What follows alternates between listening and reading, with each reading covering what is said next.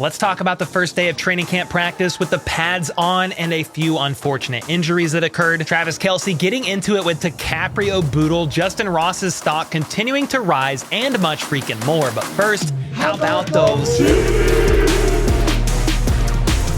All right, today marked the first day of training camp practice with the pads on, and I got to jump right into the fact that Andy Reid mentioned Trey Smith is always ready to hit somebody and is indeed happy the pads are on. He's always ready to hit somebody. He's a tough kid. It's always good to put the pads back on. It's always good knowing the season's around the corner. Andy thinks the tackles did pretty well today, especially considering both Jawan Taylor and Donovan Smith are new, and it was noted that the front five appeared to be moving around better than expected, which is a good sign here early on. Trey Smith also complimented both tackles as well in his presser today with the media. But also having our new tackles in Donovan and Jawan Taylor. They're doing an excellent job just making sure they're getting up to speed in terms of what we do as an offense and what we do as a team and our culture. Trey said the relationship with the interior trio of him, Creed, and Joe Thuney is a great one. Lots of trust there, and it's almost like secondhand reflexes at this point. And with those three arguably being the best interior trio in the league, it makes complete sense to me why it would be secondhand nature. And while some players were excited to get the pads on, like Trey Smith, so was the crowd, which was the largest attendance at camp so far. I believe 8,000 people were in attendance, and the capacity was maxed out, which is an awesome showing from Chiefs Kingdom, especially considering St. Joe was under a heat advisory today with AM temperatures reaching nearly 90 and humidity making it feel much hotter than that, I'm sure. So yeah, the crowd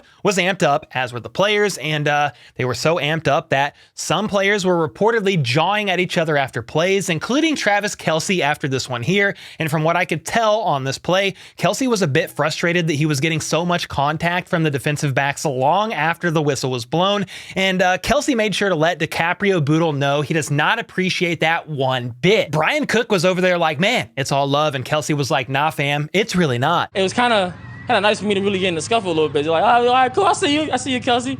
Getting a little fire on you. So that stuff also does like encourage us to be more passionate about it, because it is a blessing to be out there. So it's just, it depends how you look at it. But for me, I'm just trying to, get the practice, do my job, get the reps as much as possible, and just continue to learn. And the funniest part of this entire altercation to me is Boodle over there slow clapping and taunting the best tight end in the league. Bro, you are a practice squad player, therefore you may need to know your role and shut your mouth, you jabroni. This altercation reminds me of last training camp when Mahomes could be seen yelling at Rashad Fenton and calling him out for holding on every effing play. So yeah, it happens. However, the Chiefs never forgot about that and shipped Fenton off before the trade deadline, so Boodle needs to tread carefully here. All right, it's not that serious, guys. Altercations like this are all part of it. These guys are in the heat, hitting each other, adrenaline's going, the crowd's cheering them on, and they are all competitive as hell. So it's all good, and I'm sure Kelce and Boodle made amends like right after practice. However, since I mentioned Brian Cook, let's talk about him for a moment here, because he spoke to the media today and mentioned that he's in a different mindset right now. He's simply focused on getting all the guys lined up in the right position, playing fast, and doing what the coaches want him to do. That is his job as a safety, and the pads coming on doesn't change that, and therefore he's simply here to keep working hard and playing fast as the team's last line of defense back there in the secondary. Cook then mentioned he learned a lot from Juan Thornhill last year and loved being a student to glean from him, and is also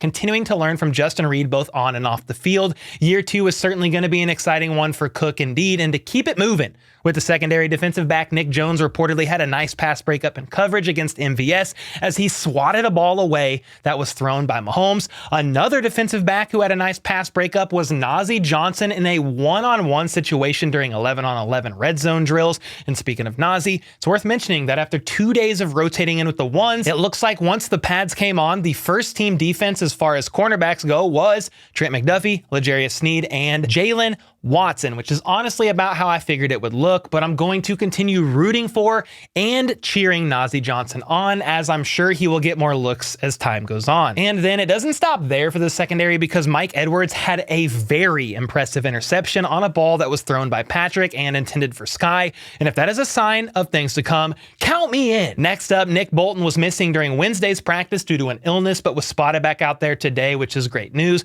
Willie Gay himself said he's been nothing but impressed by Nick's growth and the leadership role he has on the defense. It's amazing. It's like I'm witnessing greatness, right beside me, and me and him both, man, we shooting for the stars this year. It's like I'm witnessing greatness. Well, I think most of Chiefs Kingdom agrees with Willie Gay Jr. He also said he's glad Drew Tranquill is here as he's a veteran who knows his stuff and they are constantly learning from each other. More on Tranquill in a bit here. Andy Reid then gave some props to Willie himself, saying he's really stepped up over the last couple of years and is a phenomenal athlete. Well, yes and amen to that. And in case you didn't know, this is a contract year for Willie, though he made it seem like he's not really stressing about that. I just want to ball out, man.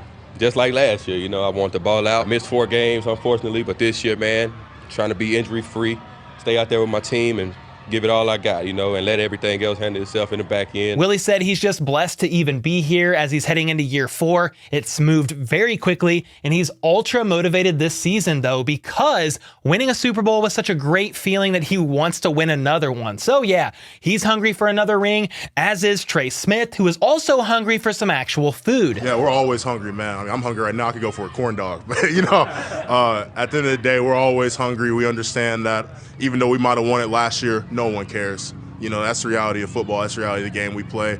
No one really cares what you did the previous year. It matters what you put on the field this current year and what you show up and do. Hey, man, somebody hook Trey Smith up with the corn dog as soon as humanly possible, please.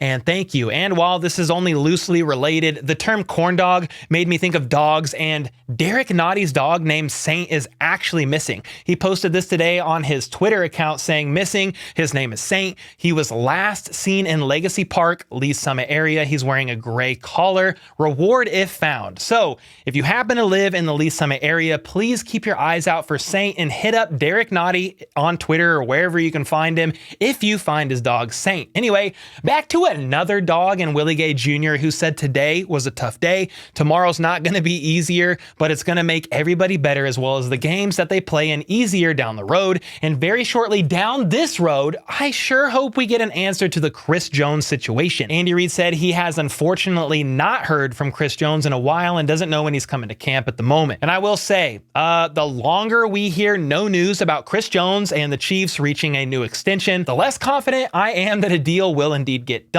Don't get me wrong, I'm still fairly confident, but that confidence does fade just slightly with each and every passing day.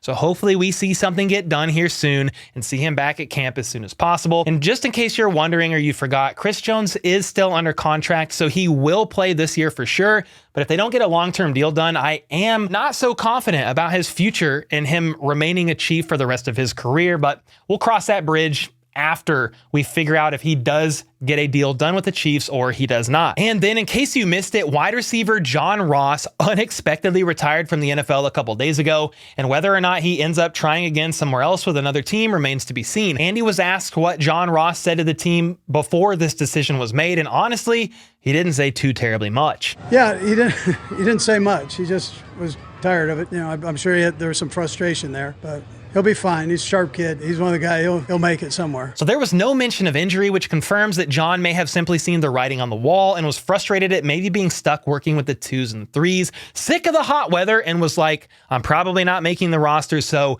deuces. I found Andy's last bit interesting, though. He made it seem like John may not be done after all. Quote, he'll make it somewhere. Well, whatever happens next for John Ross, I wish him nothing but the best. And with Ross out, as well as Tony injured, the Chiefs need camp bodies, and therefore they already signed another receiver who could be seen wearing John Ross's number 85, and that was wide receiver Ty Scott. He's a UDFA out of Missouri State, 6'2", 199 pounds, and had 674 receiving yards and 5 TDs his last year in college, and was actually signed by the Chiefs earlier this offseason.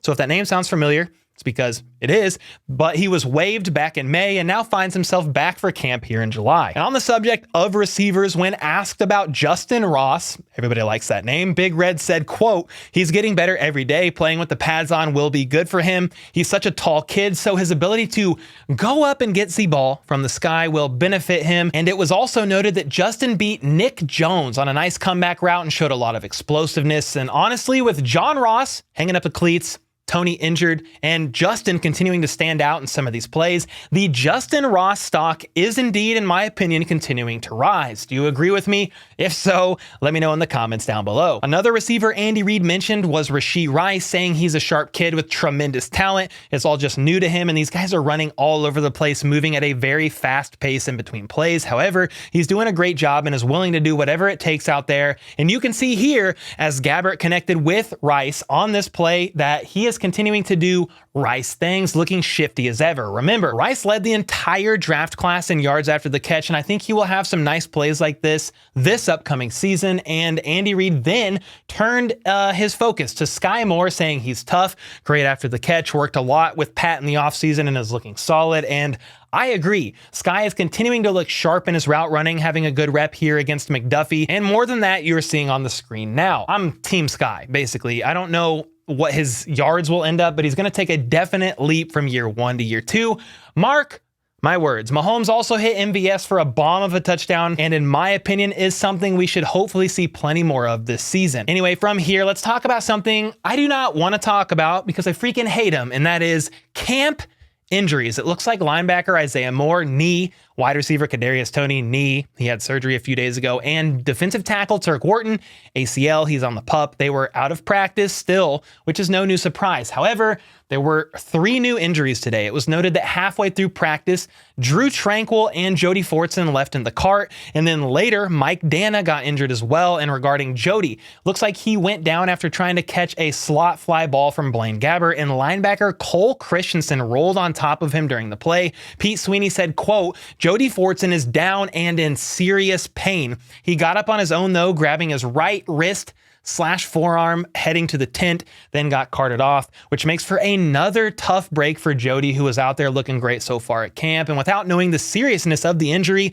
it's hard to speculate, and therefore, hopefully, just a minor setback for Fortson. He's had enough injuries, so please let it be minor. And with Fortson injured for now, eyes turn to other tight ends out there, with one of them being Matt Bushman. Andy noted Bushman is a good route runner, knows what he's doing there, but needs to continue working on the run game part of it, but he is working on it. Andy Reid also gave a little clarity on some of these injuries that happened today during his presser. He said linebacker Drew Tranquill strained his neck. That doesn't sound good, but hopefully it's minor. Tight end Jody Fortson hurt his shoulder, which makes sense. If he comes up grabbing his wrist, forearm area, he possibly was trying to support the weight of his arm, from then stressing his shoulder even further. And then defensive lineman Mike Danna strained his calf. And with Danna out for the time being, it looks like Malik Herring and Joshua Kendo will be leaned on a bit more here, with notes about both of them seeming positive, at least for today. Next up, running back Isaiah Pacheco is still limited. You see him in yellow, but he did get a little work in with pads today. For now, though, they are still being cautious and taking things day by day with him. The key for Pop is no setbacks, so they're taking it slow, much to Pacheco's disdain, but it's for his own good. And in the meantime, running back Deneric Prince is going to continue getting every opportunity he can out there. Coach said Prince is a hard worker with great hands and seemed to have good vision in today's 9-on-7 period as they worked on the run game, but it's a matter of staying on top of everything. It's all new, and the pass protection aspect is something they need to keep working on. Willie Gay is a person who certainly seems to be a fan of Prince. That is for sure, as he briefly talked about him in today's presser, but the praise was high. Oh man, that boy, he gonna be good.